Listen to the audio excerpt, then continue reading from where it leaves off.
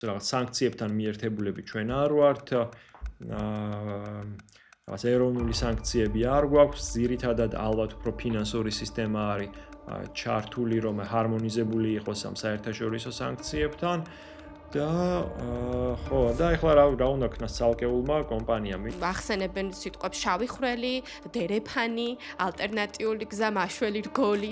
ჩვენი სიტუაცია შეიძლება ვთქვათ, რომ კიდევ უფრო რთულია. ფაქტია, ამ ხრიქსაც მიმართავენ კომპანიები. ერთი გადადის ბიზნეს გაერთიანებებზე, პროფესიულ ასოციაციებზე და ინდივიდუალურად მეწარმეებზე. დაახლოებით შევარდნაძის მასშტაბის რაღაც დიპლომატიური ძალისხმევა იქნება საჭირო ამ რეპუტაციის გამოსწორებისთვის.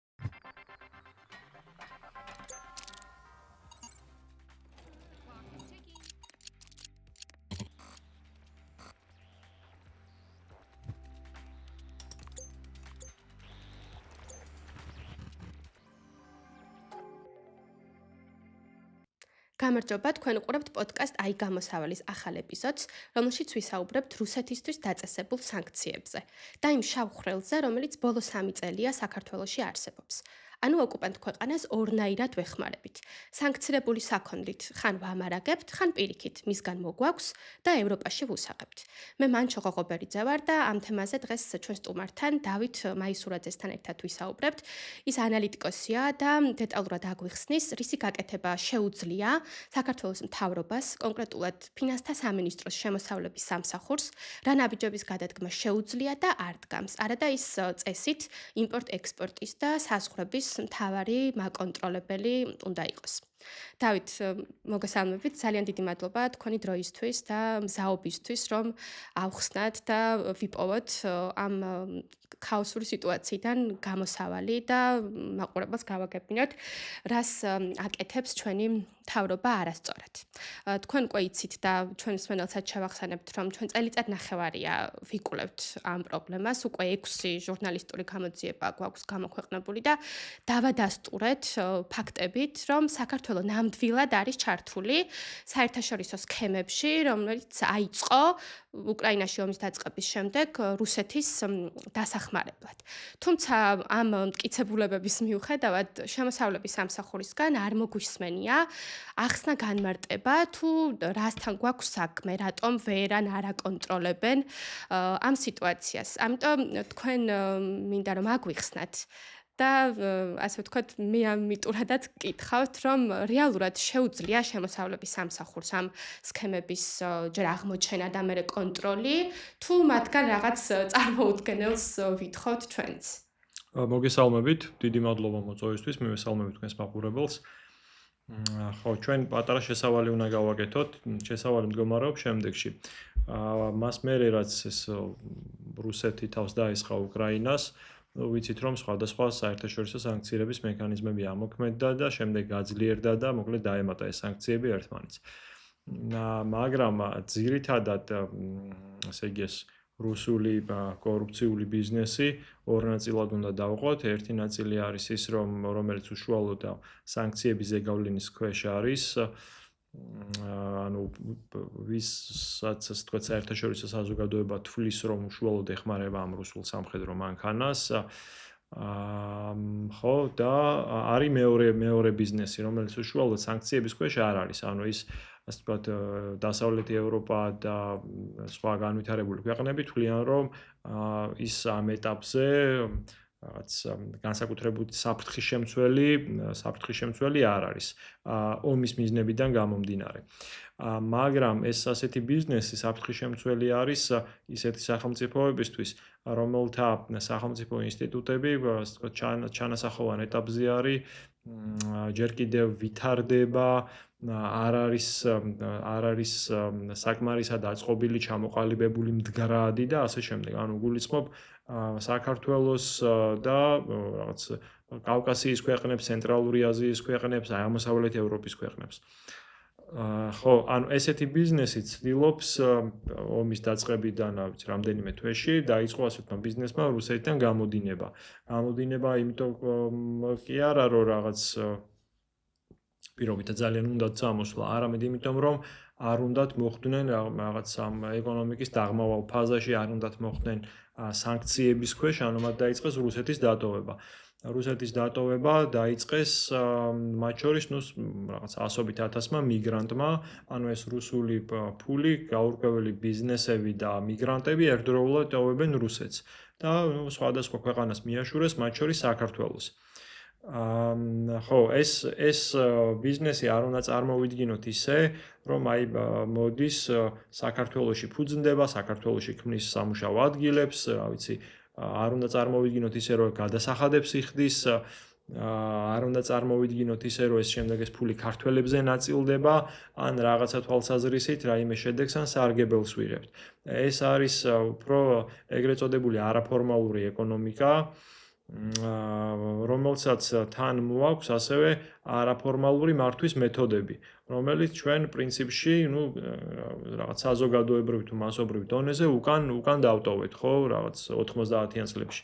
ანუ ას მოყვება თან კრიმინალი, გარჩევა, კორუფცია, მოქთამვა და აი მსგავსი, ანუ ეს რუსული ხო, სტილი რუსეთში როგორც კეთდება უმრავლეს შემთხვევაში ფული, აი დაახლოებით ანალოგიური თამაშის წესები მოყვება მას. ანუ ზოგადად მასობრივ დონეზე ჩვენი როგორც საქართველოს მოქალაქეების ცხოვრება გაუარესდა, ანუ ეს რაღაც ეს ეგრეთ წოდებულმა ბიზნესმა, რომელიც საქართველოში შემოვიდა, მასობრივად, ინკლუზიურად ყველა ცხოვრება არ გააუმჯობესა, მხოლოდ ძალიან მცირე შეზღუდული ნაწილის. ხო, ეს არის ერთი საკითხი. შემდეგ უნდა ავიღოთ მეორე საკითხი, უშუალოდ სანქციებთან დაკავშირებით. მას მერე რაც დაიწყო სამხედრო კონფლიქტი, ეს რუსეთი მას მერე რაც შეიჭრა უკრაინაში, ამ სანქციებმა გარკვეულწილად ჩაკეტა, შეგვიძლია ვთქვათ, თითქმის მთლიანად ჩაკეტაო, მაგრამ ესე მართლები არ ვიქნებით. მნიშვნელოვანწილად ჩაკეტა რუსეთში შემავალი პირდაპირ წყაროების, სხვადასხვა ტექნიკის თუ პროდუქციის მიწოდების, ამიტომ დაიწყეს რაღაც ალტერნატიული გზების ძიება. ალტერნატიული გზების ძიება, როგორც წესი და იქ პროდუქციის მიწოდება ხდება აღმოსავლეთ ევროპიდან მოდის კავკასიის ქვეყნებში და შემდეგ ან პირდაპირ ხდება კავკასიის ქვეყნებიდან იმპორტი რუსეთში, ან მიდის ექსპორტი რუსეთში, ან მიდის ცენტრალური აზიის ქვეყნებში და შემდეგ ცენტრალური აზიის ქვეყნებიდან გადადის რუსეთში. ამის იდეალური მაგალითი არის მაგალითად მანქანების ექსპორტი საქართველოსდან, რომელიც მიდის რაღაც საქართველოს გავლით ყირგიზეთში და ყაზახეთში და ბოლოს ხდება რუსეთში, ან პირდაპირ რაღაც მცირე შემთხვევაში პირდაპირ საქართველოსდან მიდის რუსეთში. ხო, ამაზე კიდევ შეიძლება ჩვენ მსმენელმა თქვას, რომ ხო რაღაც ფულს შეულობენ ქართველები, მაგრამ ეს კიდევ ერთხელ უნდა ვთქვათ, რომ ეს რაღაც ინკლუზიური და ყველაზე განაწილებული საზოგადოებაზე განაწილებული სიკეთე არ არის, ამით მხოლოდ საზოგადოების ძალიან მცირე სეგმენტი სარგებლობს. ხო, ეს ერთი საკითხი. შემდეგ ანუ ამ გარდა მანქანებისა სანქციების ქვეშ მოქცეულია უშუალოდ ის პროდუქცია, რომელსაც აგრესორი ქვეყანა იყენებს უკრაინის და უკრაინელი მშვიდობიანი მოსახლეობის წინააღმდეგ, ხო? და ეს რაღაც პროდუქცია, სხვადასხვა ფორმით შეიძლება გამოვხატოთ, რა ვიცი, მძიმე ტექნიკა შეიძლება იყოს ამ პროდუქციის ნაწილი.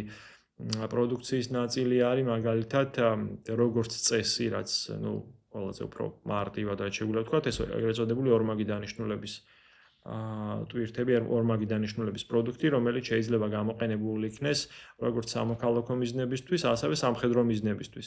მაგალითად, მაგალითად საყოფაცხოვრებო ტექნიკის რაღაცა დანადგარი, მაგალითად სარეცხი მანქანის რაღაც დანადგარი, რომელიც შეიძლება გამოვიყენოთ როგორც სამოქალაქო მიზნებისთვის, ასევე შეიძლება გამოვიყენოთ სამხედრო მიზნებისთვის.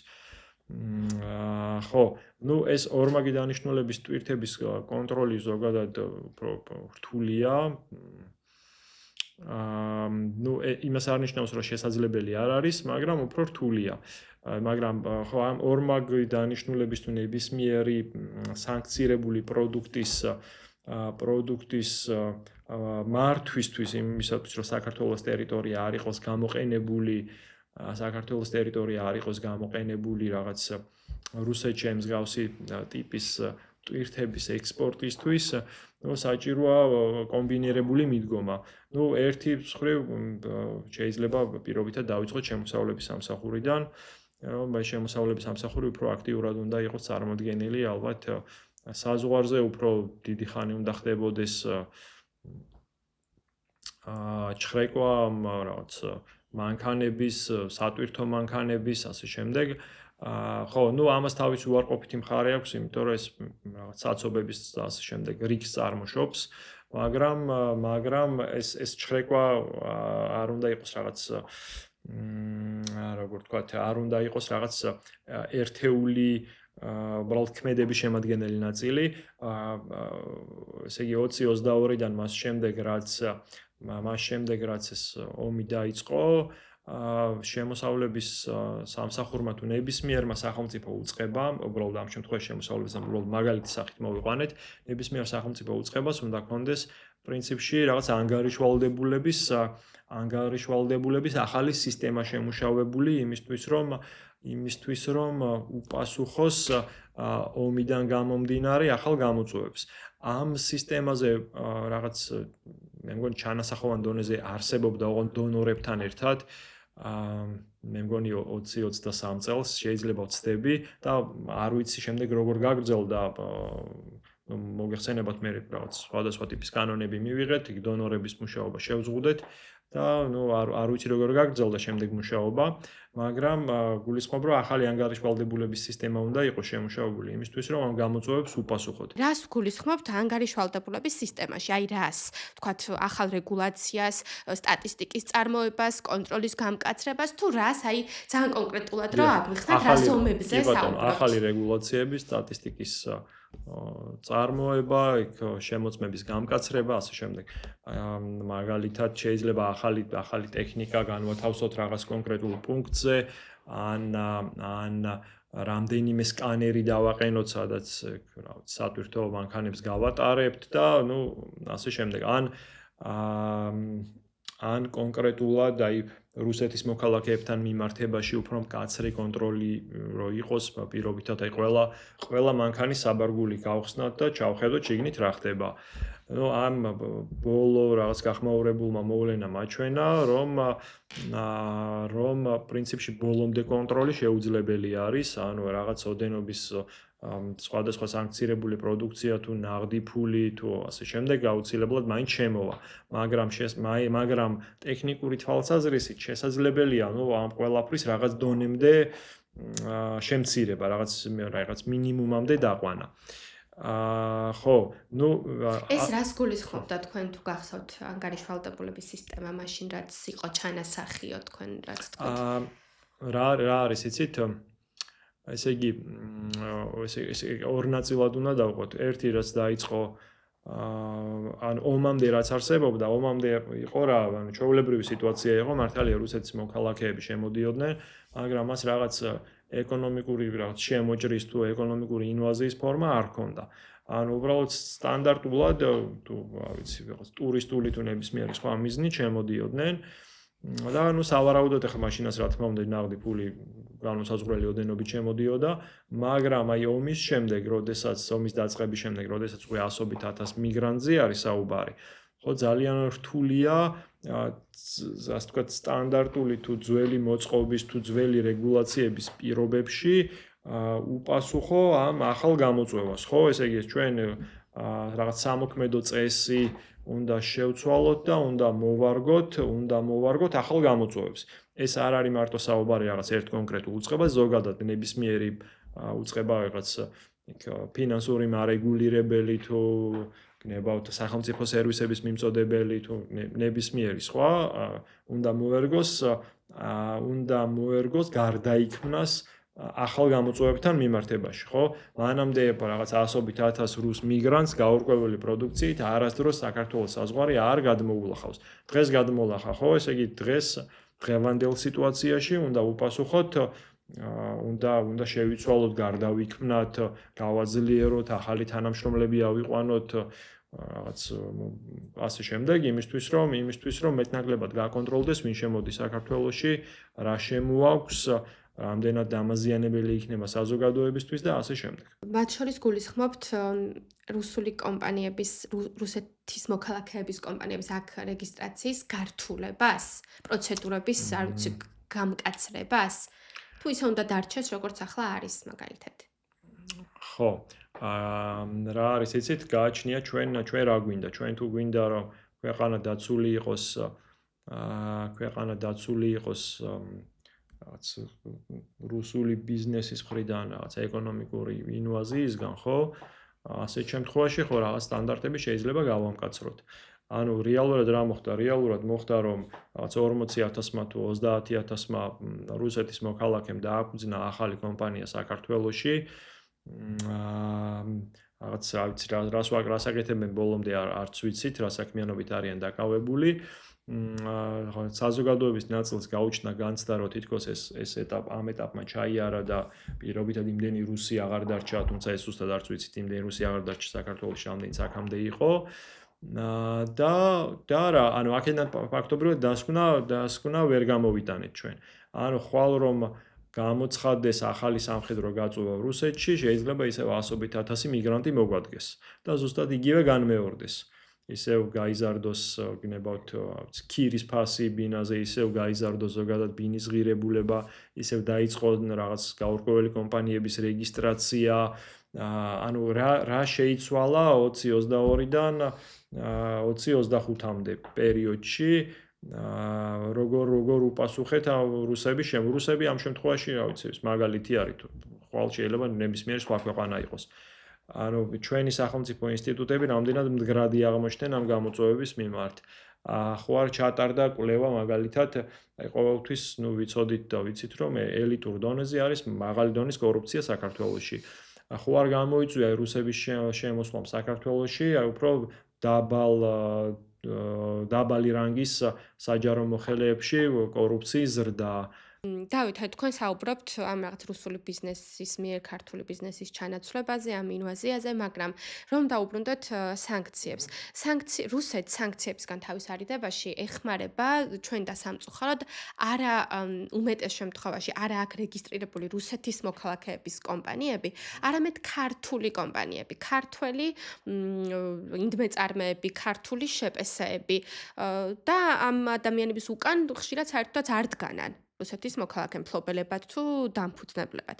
ამ შემთხვევაში როგორი უნდა იყოს კონტროლის მექანიზმი იგივე სახელმწიფო სტრუქტურების მხრიდან. როცა არსებობს რისკი, რომ ქართულმა კომპანიამ შეიძლება გამოიყენოს ეს შავი ხვრელი და იხეიროს ამით, რითაც საბოლოოდ რაღაცა გამოვიდეს ისე, რომ ესე მშვენივრად ვეხმარებით ოკუპანტ ქვეყანას და მის ეკონომიკას. ხო. პირველი რაც შეგვიძლია თქვა და ყველაზე მარტივი არის ის, რომ უნდა არსებობდეს შესაბამისი პოლიტიკური ნება, რომ აი მსგავსი შემთხვევები გაკონტროლდეს და რაღაც თუ არის ფინანსური სანქცია თუ სისხლის სამართლებრივი რომ იყოს გამოყენებული. ეს ერთი საკითხი, მეორე საკითხი. რა შეიძლება იყოს ფინანსური სანქცია ან სისხლის სამართლებრივი სანქცია? ჯარიმა ყველაზე უფრო მარტივი. შეიძლება გამოიყენოს სახელმწიფომ რაღაც უპასუხოს ამ საერთაშორისო სანქციებს და ეგრეთ წოდებული ეროვნული სანქციითაც რაღაც ტიპის ბიზნესი ან რაღაცა ტიპის პროდუქციის გატანა, ექსპორტი ან იმპორტი, მოკლედ შეზღუდოს და რაღაც სანქციების რეჟიმი გამოიყენოს მათ შორის ქართული კომპანიების მიმართ. ერთი რაც უნდა აღინიშნოს არის ის, რომ ზოგადად ჩვენ კი ვამბობთ, რომ სანქციებს მიერთებულები არ ვართ, მაგრამ ფაქტობრივი თვალსაზრისით, აი რაღაც დონეზე შეიძლება ვთქვათ, რომ მიერთებულები ვართ, იმიტომ რომ ეროვნული ბანკი ცდილობს, რომ აი ფინანსურ სისტემაში არსებული საერთაშორისო სანქციების რეჟიმი დაიცვას.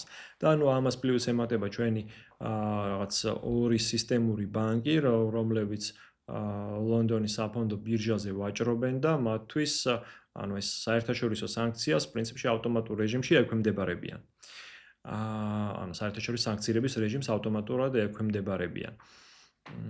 ხო, თუმცა მეორე მხრივ ეს ცოტა ხნის წინ ეს გახმაურებული მოვლენა რაც იყო ამ 650 მილიონ დოლარის ასე ეკვივალენტი რუბლის შემოტანაზე და გათეთრებასთან დაკავშირებით, ხო, მათ შორის იმაზე მიუთითებს, რომ ვერ გეტყვით ახლა უშუალოდ რისი ბრალი იყო, ან ვისი ბრალი იყო, მაგრამ ფინანსური სისტემა, ესე იგი მაინც და მაინც იდეალურად არ ფუნქციონირებს, ყველაზე უფრო მსუბუქად რო ვთქვათ. ხო, ეს ერთი საკითხი.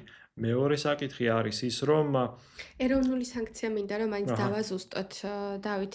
ანუ ამაში გულისხმობთ შეიძლება იყოს გამოიცეს ახალი რეგულაცია, რაღაც კანონში შევიდეს დამატება, ცვლილება, ანუ პარლამენტის დონეზე განიხილონ, აი ეს ძალიან დეტალურად თუ შეგიძლიათ აგვიხსნათ რა იგულისხმება ეროვნულ სანქციაში, რომ აი რა გააჩნია რა დონეზე გვინდა რეგულირება. თუ სფერო არის საკანონმდებლო დონეზე რეგულირებული, ანუ პარლამენტს აქვს რაღაც ტიპის კანონები მიღებული, ესე იგი პარლამენტმა უნდა მოკლედ შეცვალოს, შეიტანოს შეცდომები თავისივე მიღებულ კანონებში. თუ არის რაღაც მთავრობის დადგენილების დონეზე გადაწყვეტილი, მაშინ მთავრობამ. მაგრამ აი მაგალითად შეიძლება ავიღოთ, რა იცით, შეიძლება ავიღოთ არა კომპანიების მიხედვით სანქციები, არამედ სფეროების მიხედვით. მაგალითად, თქვენ გაქვთ სხვადასხვა სახის გამოძიება ჩატარებული, რაღაც 6 თუ 7 გამოძიება ჩატარებული და გამოვლენილი აი სხვადასხვა სფეროებში როგორ არიან წარმოდგენილი რაღაც რუსული ინტერესების გამტარებლები, მაგალითად რაღაც ნავთო პროდუქტებთან დაკავშირებით პირობითად, ხო?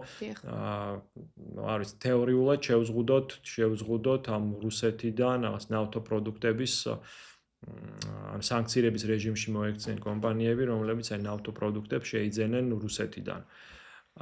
ნუ რაც ძალიან რთული არის, ხო ჩვენთან, იმიტომ რომ რუსული კომპანიებიც არის, მათ შორის რომლებიც ბენზინის მიმწოდებლები არიან საზოგადოებას.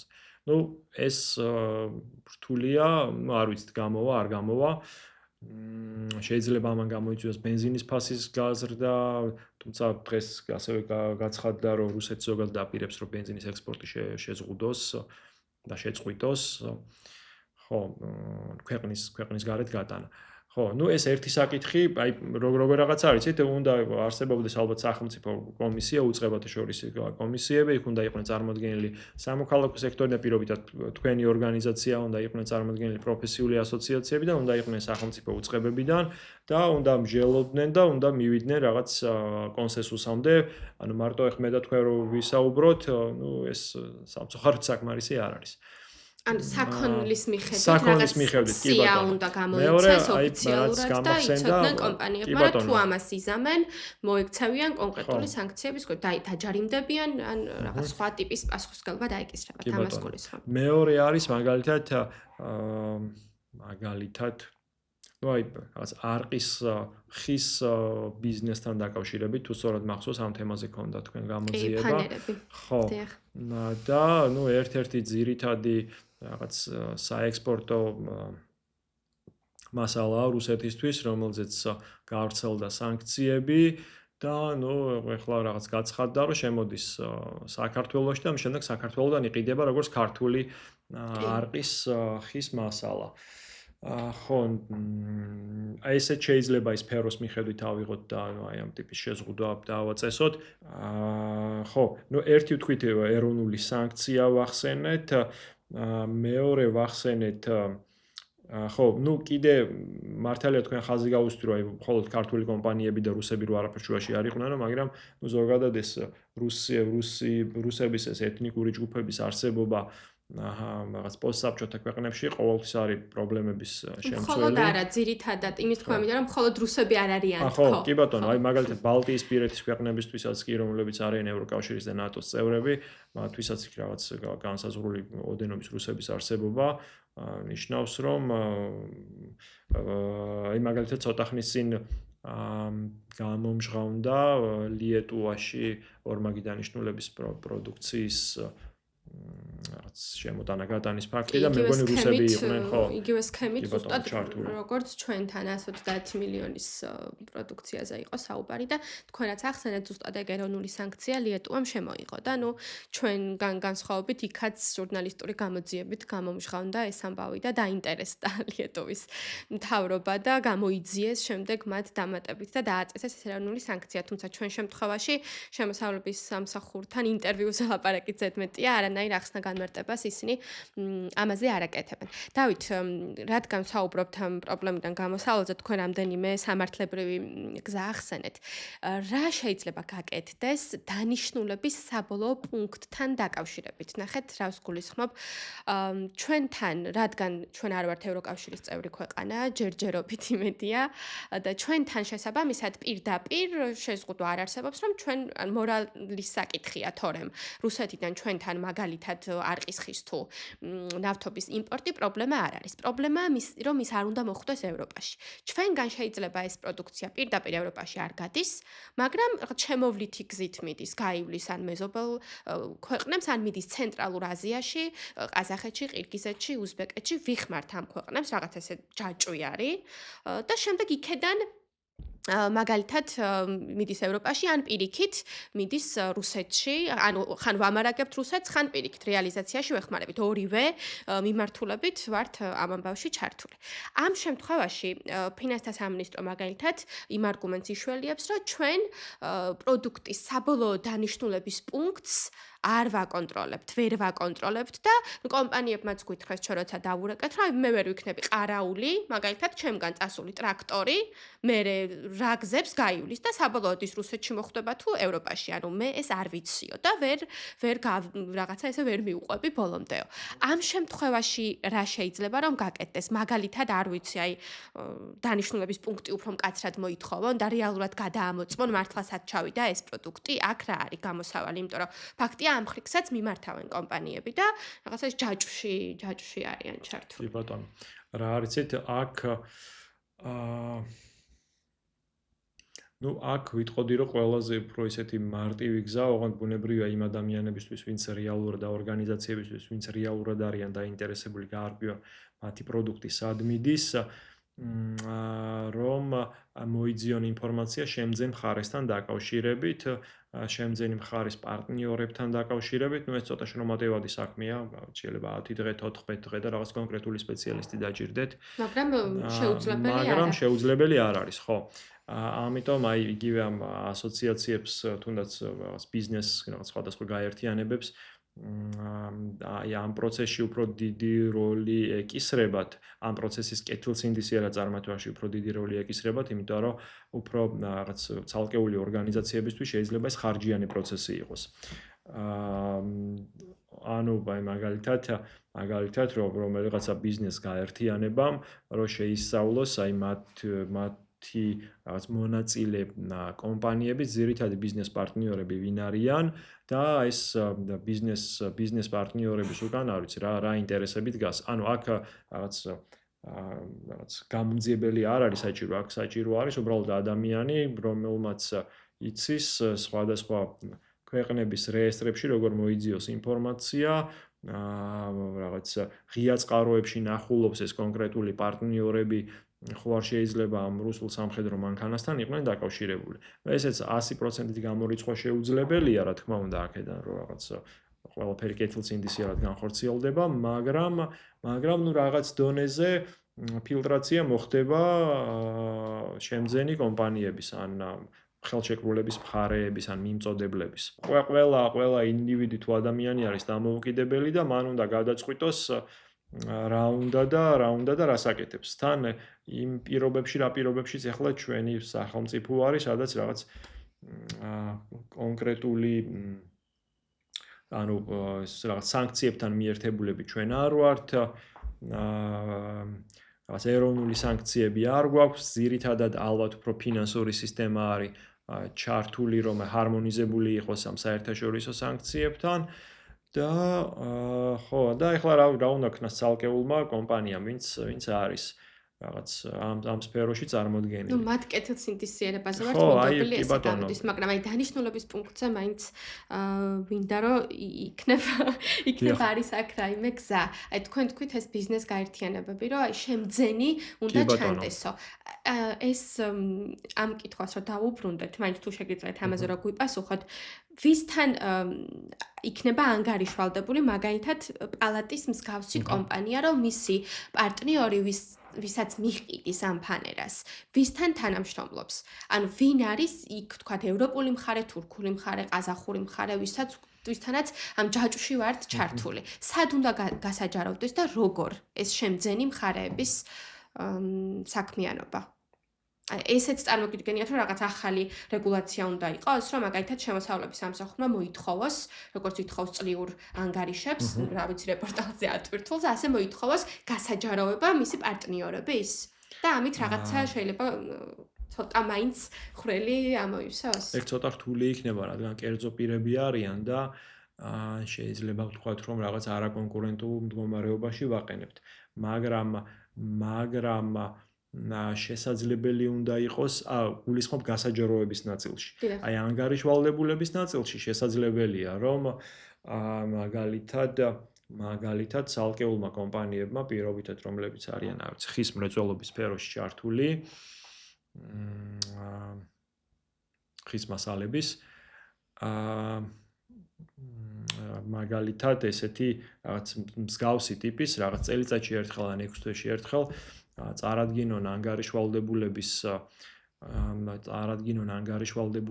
რაღაც ამსახვე ანგარიშგების რაღაც ფორმა შეავსონ, სადაც მიუთითებენ სავარაუდოდ შემძენი თუ გამყიდველი თუ რაღაც ბოლო მხარე ვინც არის, გადამყიდველი ვინც არის, ვინ არიან. ოღონდ რა იცით ამ ტიპის ანგარიშგების ფორმის გაგზავნა, გაგზავნა ასევე ნიშნავს იმას, რომ ეს ინფორმაცია ვიღაცამ უნდა დაამუშავოს.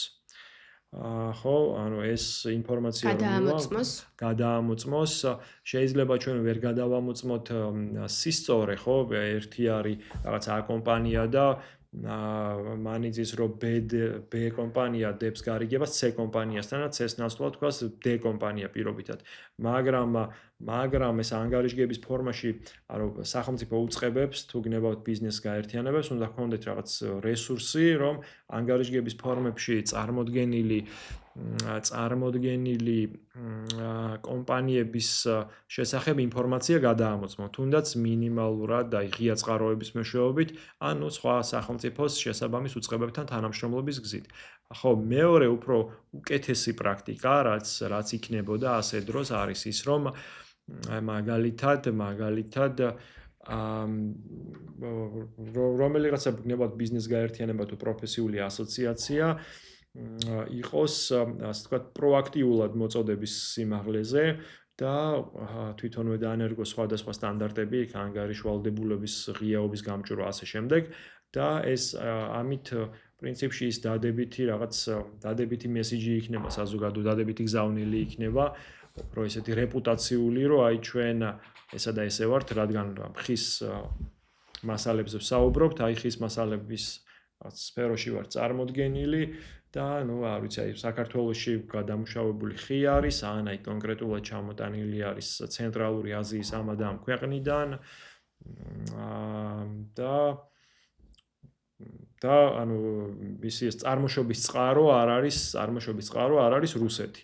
და დარწმუნებული ვარ, არის ქართული საზოგადოების ნაწილი, რომელიც აი მივადა კონკრეტულად მისგან შეიძენს ამ პროდუქციას და სხვისგან პროდუქციას არ შეიძენს. ყოველ შემთხვევაში როგორც ხო, ეს იქნება დადებით კონტექსტში იქნება ეს რეკლამა კონკრეტული ბიზნესის. როგორც მინიმუმ კომპანიას უნდა კონდეს ერთგვარად შიში იმის, რომ მის მიერ ამ ანგარიშში წარდგენილ ინფორმაციას მისი პარტნიორების შესახებ ვიღაც გადაამოწმებს და მოკლედ კეთილსინდისიერებაც მეტად ალბათ ექნება. თუ ეცოდინება რომ მაინც არავინ გააკონტროლებს და პრიორიტეტი ამ ქვეყნისთვის არ არის, რომ ეს სანქცირებული პროდუქცია გასახდება თუ არა, დიდად მაინც არავის არ აინტერესებს, მეც რატომაც არა ვიშობი, ფულს ბიზნესი ვარ და ვერავინ მომედავება ამაზე საუბრობთ. ნუ როგორც მივხვდი, როგორც თავში გკითხეთ, გამოდის რომ შესაძლებელია ამის აღმოჩენა და კონტროლი და რთულს და რაღაც ფანტაზიის სფეროდან ჩვენ ჟურნალისტებიც არაფერს არ არა, რა ვიხსოვთ. თქმა უნდა, პოლიტიკური ნების არარსებობის პირობებში, ნუ ტვირთი გადადის ალბათ სახელმწიფო უწყებების მხრიდან რაღაც ნებაყოფლობით რაღაც პროაქტიულ მუშაობაზე, ტვირთი გადადის ბიზნეს გაერთიანებებზე, პროფესიულ ასოციაციებზე და ინდივიდუალურად მეწარმეებზე. რომ აი უნდათ თუ არა ამ სანქციების პირობებში უпростоრად გაასაღონ, შეიძინონ ან გაყიდონ ეს საერთაშორისო სანქციებს დაქვემდებარებული პროდუქცია. ნუ კიდევ ერთი შეგვიძლია ვთქვათ, რომ ნუ ეს ცალკეული ამ შემთხვევაში უფრო ინდივიდების დონეზე არიან საქართველოს მოქალაქეები ამ სანქციებს დაქვემდებარებული და უკვე რო აი რაღაც ამ საერთაშორისო სანქციების ქვეშ რომ მოყვნენ თუნდაც ქართული კომპანიები. ხო, ვერ გეტყვით, აი რამდენად პრაქტიკული თვალსაზრისით ექნება ამას შედეგი, იმიტომ რომ მათ შეიძლება მე რაღაც დამფუძნებლებმა განუსაზღვრელი ოდენობით ახალი კომპანიები დააფუძნონ. ანუ უფრო რთული ბიზნეს სტრუქტურები შექმნან, მაგრამ ნუ შეიძლება ამანაც აი მაგალითად რამდენიმე თურქული კომპანია არის ესე. ნუ ერთი პრეცედენტი მაინც რომ შეიქმნას, ალბათ მე სხვებს ექნებათ შიშის განცდა, რომ თვითონაც მოყვებიან ამ სანქციების ქვეშ. ხო, თუმცა ნუ არყის ხის ფანერაზე მაინც მოკლედ რომ თქვათ მსმენელისთვის იყო ესეთი შემთხვევა, რომ ჩვენამდე ყაზახეთი და თურქეთი ეხმარებოდა რუსეთს და ზუსტად იგივე სქემით მუშაობდნენ და ევროკავშირმა მათი სქემაც მოკლედ მიუხვდა ამ სქემას და აკრძალა არა მარტო რუსული შეტანა ევროპაში, ყაზახურის და თურქული შეტანაც. თუ მაგალითად იქნება ეს მათ შორის ჩვენი ამ საერთაშორისო გამოძიების შემდეგაც თუ დაწესდება მათ შორის ქართულ არყის ხის ფანერაზე შეზღუდვა, ეს იქნება რაღაც ალბათ კარგი პრეცედენტი, რომ სხვა კომპანიებს შეეშინდეთ და თავი აღარ გაყონ მოკლედ ასეთ შარში და უარი თქვან პირად ფინანსურ ხეირზე. დავით, ბოლოსკენ მინდა რომ თქვათ თქვენ ახსენეთ ბევრჯერ ეს რისკები, რეპუტაცია კომპანიისთვის მაგალითად, მაგრამ რაც შეეხება ქვეყანას, ჩვენს იმიჯს, საერთაშორისო სახელს, რეპუტაციას, როცა არაერთი ადგილობრივი თუ საერთაშორისო ჟურნალისტური გამოძიება, კვლევები საუბრობს, რომ საქართველო ნამდვილად არის ჩართული ამ სქემებში, ახსენებენ სიტყვებს შავი ხვრელი, დერეფანი, ალტერნატიული გზა, მაშველი რგოლი და ეს რეალურად როგორ აისახება ჩვენს რეპუტაციაზე, გნებავთ პოლიტიკურად, საერთაშორისო ურთიერთობების თვალსაზრისით თუ ეკონომიკურად, აი ნდობას დავკარგავთ თუ არა რაღაც მხრივ საერთაშორისო პარტნიორებთან. ბატონო.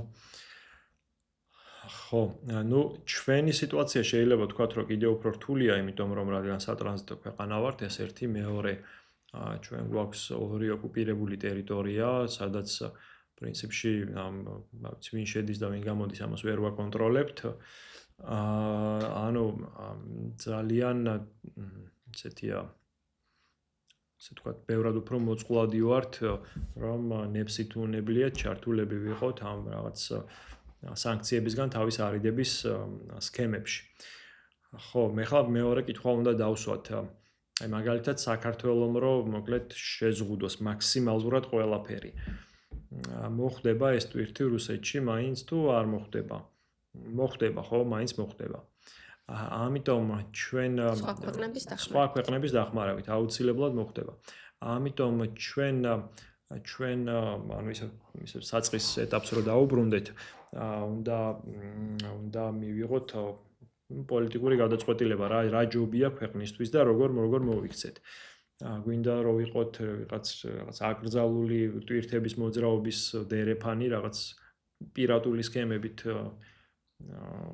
საზრდოობს ქვეყანა, ეს ქვეყანა გვინდა ვიყოთ თუ გვინდა ვიყოთ ქვეყანა, სადაც სახელმწიფო ინსტიტუტები რაღაც მოწოდების სიმაღლეზე არიან, მყარად ფუნქციონირებენ და ასე შემდეგ და შეუძლიათ ნებისმიერ გამოწვევას უპასუხონ. ხო, ну ეს ერთი ზოგადი. მეორე შეიძლება რომ ისე რაღაცა ყოვლის მომცველი სანქციები ვერ ავამოქმედოთ, იმიტომ რომ ამას რაღაც თავისი პლუსი და მინუსი აქვს. ვიღაცამ შეიძლება თქვას, რომ ეს ეკონომიკას ზოგადად დააზარალებს, მაგრამ ჩვენ შეგვიძლია მაგალითად შევზღუდოთ მიგრანტების ნაკადი, შევზღუდოთ ან კაცრად გავაკონტროლოთ საქართველოში რეგისტრირებული რუსული კომპანიები რეალურად რით არიან დაკავებული. ანუ ეს საბოლოო ჯამში რაღაც სხვადასხვა სეგმენტის, ანუ ჩვენ არავინ არ გვთხოვს იმას და ვერც ერთი ქვეყანა და ვერც მოგთხოვს, რომ რაღაცა ავაშენოთ შეიძლება ღირდეს აშენება, მაგრამ კედლის აშენებას ვერ ავაშენებ. არ გვთხოვენ ყოველ შემთხვევაში არავინ. მაგრამ ჩვენ შეიძლება რაღაც დონეზე გამოვხშიროთ, ხო? მაგალითად, თუნდაც თქვენმა გამოძიებებმა რაღაცები აჩვენა, ხო? იქ ნავთობპროდუქტებში თუ რაღაცეებში, რაღაც მიმართული თუ არყისხე და ასე შემდეგ, რაღაცები გამოვხშიროთ, ხო? და ამით უპასუხოთ ევროპელების მოთხოვნას, ან ევროპას რომ დავანებოთ თავი, ელემენტარულად უკრაინელების მოთხოვნას. ამან შეიძლება ეს რაღაც რუსულ სამხედრო მანქანას ვერ დაარტყას, მაგრამ ეს მორალური თვალსაზრისით ჩვენ მართლები ვიქნებით, რომ რაღაც ქმედებები გადავდგით იმისთვის, რომ ეს სამართლო ომი შეწყვეტილიყო. ხო, ეს შეიძლება. ანუ ყოვლის მომცველად ძალიან ხო და კიდე მესამე რაც კიდევ ძალიან მნიშვნელოვანია, ეს არის ფინანსური სისტემა უნდა იყოს მოწოდების სიმაღლეზე. ანუ ჩვენ შეიძლება რაღაც სანქციების თვალსაზრისით ყველაფერი ვერ გამოვხშიროთ და მაინც მუშაობდეს, მაგრამ ფინანსური სისტემას მე ვფიქრობ კიდევ უფრო მეტი მოეთხოვება. ეხლა ბოლოს რაც იყო ეს რა ვიცი სკანდალი თუ გამოძიება თუ რაც გნებავთ ის დავარქვათ, ეს საკმაოდ დიდ თანხაზეა, ხო, 59 მილიარდი რუბლი რამდენიმე წლის განმავლობაში შემოქონდათო და შემდეგ მას რა ვიცი ახურდავებდნენ, რაც პირველ რიგში ეს როგორ რაღაც არის ეს საუბარია რამდენიმე ტონა ფულზე, ხო, ეს 59 მილიარდი რუბლი. ეს რო შემოიტანო რაღაც 12-15 ტონა ფულია, ხო, ანუ შემოგაქვს ესე იგი ნაწილ-ნაწილ და რაღაც ჯამურად იღებ მე რაღაც ოდენობას. მეორე საკითხი არის ეს ფულს რო ვახურდავებთ, ხო, ეხლა აღარ გავყვეთ თუ ნებავთ ამ საკითხს. მას გულისხმობ, რომ რამდენად მაგალითად შეეძლო ფინანსურ სისტემას ამის დაფიქსირება, აღმოფხვრა, უბრალოდ იმაზე, რომ როდესაც ამხელა რაღაც გაიპარება, ეს ნიშნავს, რომ სხვა პარალელური სქემები მუშაობს, ანუ ეს საუბარი ზედმეტია იმაზე, რომ ვიღაცამ გააკონტროლოს ფინანსური ტრანზაქციები, მაგალითად პალატის როდის ივაჭრა რუსულ კომპანიასთან, თუნდაც რუბლში, ხო? ანუ გასაგებია რაზეც საუბრობ. ხო, ანუ რეპუტაციულ ზიანს რომ დავუბრუნდეთ, ანუ როგორ შეიძლება ამ შემთხვევაში აღვიდგინოთ თუ ნაკლებად დავიზიანოთ იმიჯი, საერთაშორისო იმიჯი ამ სიტუაციაში, როცა უკვე რაღაც ცნობილია ესე, რომ ვართ ეს მაშველი რგოლი რუსეთისთვის. ალბათ ამ ყველაფრის ძალაში შესვლით იდეის დონეზე, რაც თქვენ ახსენეთ, გამოსავლის გზები. ხო, ეს კიდევ უფრო რთული კითხვაა, იმიტომ რომ ფაქტობრივად ჩვენ, რა ვიცი, უხსოვარი დროიდან ვართ ევროპის ნაწილი, ვცდილობთ ყოველთვის ყოფილიყავით ევროპის ნაწილი და 90-იანი წლების შემდეგ, მრავალი წელი გავიდა რაღაც მათთან საუკეთესო ურთიერთობის დამყარების მცდელობაში. ხო, და ეხლა ისე უბრუნდებით საწყის წერტილს, როდესაც ისე ყველაფერი თავიდან უნდა დავიწყოთ. ხო და ვიცი ვერ გეტყვით. დაახლოებით შევარდნაძის მასშტაბის რაღაც დიპლომატიური ძალისხმევა იქნება საჭირო ამ რეპუტაციის გამოსწორებისთვის. ხო, ეს იმას არ ნიშნავს, რომ რაღაც როგორც მის ეპოქაში გავიზარდე და მათ შორის ჩემზე და სხვებზეც გადაიარა იმ კორუფციამ და ყველაფერმა ცუდმა რაც მის დროს ხდებოდა, მაგრამ ალბათ დიპლომატიური თვალსაზრისით, კონტაქტების თვალსაზრისით რაღაც მისი და პლუს რაღაც კეთილსინდისიერი ადამიანი იქნება საჭირო, რომ ეს რაღაც რეპუტაცია ქვეყნის თუ იმიჯი რომ გამოასწოროს. კი ბატონო და ალბათ რაც უფრო ადრე დაიწყება იმ ზომების მიღება თუნდაც ამ კონკრეტულ საკითხის სანქციების აღკვეთასთან თუნდაც დაკავშირებით. მინიმალურ დონეზე, თუნდაც არ ვიცი, თუნდაც ფორმალურად რომ აი რომ ჩანდეს რომ ვითომ ვარ და არ ჩართული ჩანდეს რომ ხო. საერთოდ სულ ერთია და არ ხო, კი გვაინტერესებს. ბატონო. კი ბატონო, ძალიან დიდი მადლობა. იმედია რომ ადრე თუ გვიან გაითვალისწინებს ვინმე ამ იდეებს თქვენს და გამოძიებებს ხოლმე. კი ბატონო, თუ დაინტერესდებიან, ჩვენ შეგვიძლია უფრო დეტალურადაც გავესაუბროთ, თუ მათ ექნებათ ამის სურვილი, რომ გააგრძელონ ჩვენი გამოძიება უკვე საგამოძიებო ორგანოებმა და დიდი მადლობა მოწვევისთვის. მადლობა თქვენ. მადლობა, ვინც ბოლომდე გვიყურეთ და გვისმინეთ.